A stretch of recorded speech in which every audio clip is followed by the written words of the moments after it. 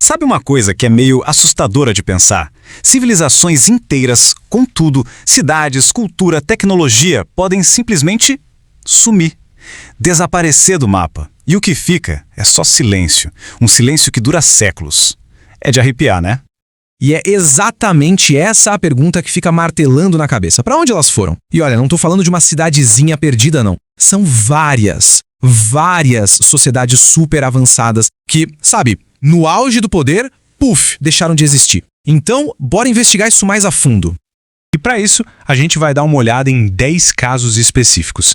Pensa nisso como 10 grandes quebra-cabeças da história, sabe? Só que as peças principais, aquelas que dariam a resposta, essas parecem que se perderam para sempre. A nossa jornada começa com os impérios de pedra e barro. Civilizações que deixaram sua marca literalmente em rocha. Elas construíram coisas incríveis, que estão aí até hoje, desafiando o tempo. Mas o irônico é isso, não conseguiram deixar uma única pista sobre o porquê do seu próprio fim. E vamos começar nossa contagem regressiva. Em 10º lugar, os nabateus. Cara, esses eram os verdadeiros mestres do deserto. Um povo super engenhoso que conseguiu prosperar num dos lugares mais difíceis de se viver no planeta. E olha, que cidade eles construíram? Petra, uma das maravilhas do mundo antigo, esculpida direto na rocha. Eles eram donos das rotas comerciais mais importantes da região. Ficaram riquíssimos. Só que aí, por volta do século IV, eles sumiram. Não tem registro de guerra, de desastre natural, nada. Eles simplesmente evaporaram da história. Continuando nossa lista, em 9º lugar, a gente viaja agora para o sudoeste dos Estados Unidos. Lá, a gente encontra os Anasazi, um povo que ficou famoso pela sua arquitetura simplesmente espetacular e por ter uma sociedade bem complexa. Dá uma olhada nisso. É sério, eles construíam cidades inteiras nos penhascos. Eram engenheiros fantásticos. E de repente, lá por 1300, eles largaram tudo para trás. Tudo. Tem gente que fala que foi seca, outros dizem que foram guerras, mas a verdade é que ninguém sabe ao certo por que eles saíram de lá de uma forma tão definitiva. Agora, a gente cruza o oceano de volta para a Europa pré-histórica. Em 8º lugar, temos uma das culturas mais curiosas e gigantescas do continente, a civilização Cucutene-Tripilha. Pensa só, eles existiram por 2000 anos, construíram cidades gigantescas, maiores que muitas daquela época. E tinham um costume, digamos, peculiar. A cada 60 a 80 anos, eles queimavam a própria cidade, de propósito, como um ritual. E aí um dia, a cultura inteira sumiu. Parece que o último fogo que eles acenderam levou tudo embora sem deixar ninguém para contar a história. Agora a gente muda o foco de novo e vamos para as Américas e também para um dos berços da civilização lá na Ásia. Porque por aqui também, gigantes caíram e deixaram para trás um legado impressionante e, claro, um monte de perguntas sem resposta. Chegamos ao 7º lugar. Vamos para o subcontinente indiano para conhecer a civilização do Vale do Indo. E essa aqui, olha, foi uma das primeiríssimas grandes civilizações urbanas do mundo. Ela existiu na mesma época dos faraós do Egito e dos reis da Mesopotâmia, gigantes da antiguidade.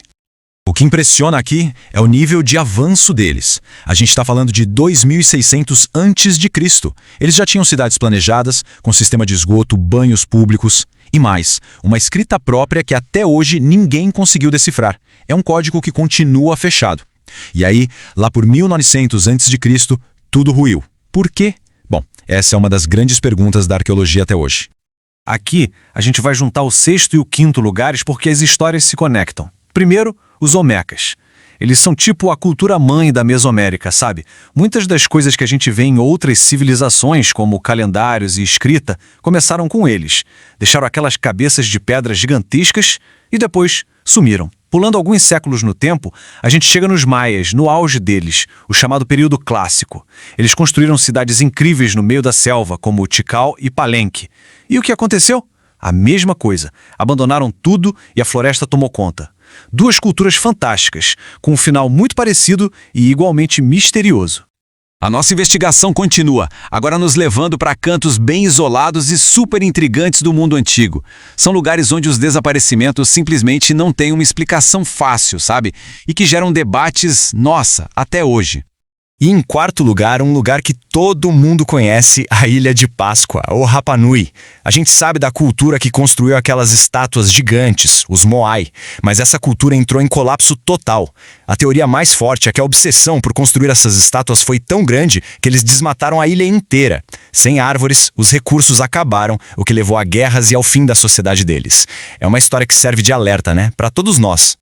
Agora, vamos para 2 casos bem rapidinhos, mas que são de explodir a cabeça. Em terceiro lugar, na África, o povo Dogon. Eles tinham um conhecimento de astronomia sobre estrelas que a gente só consegue ver com telescópio. Como eles sabiam disso? É um mistério. E muito da cultura deles se perdeu. Em segundo lugar, direto para o Egito, os Ixos. Um povo estrangeiro que dominou o Egito por mais de 100 anos, trouxe um monte de tecnologia nova, e aí, quando foram expulsos, os egípcios fizeram questão de apagar cada registro sobre eles. Simplesmente tentaram varrê-los da história. E, finalmente, chegamos ao primeiro lugar, o nome que está na ponta da língua de todo mundo quando se fala em civilização perdida. A lenda das lendas. É claro que estamos falando de Atlântida.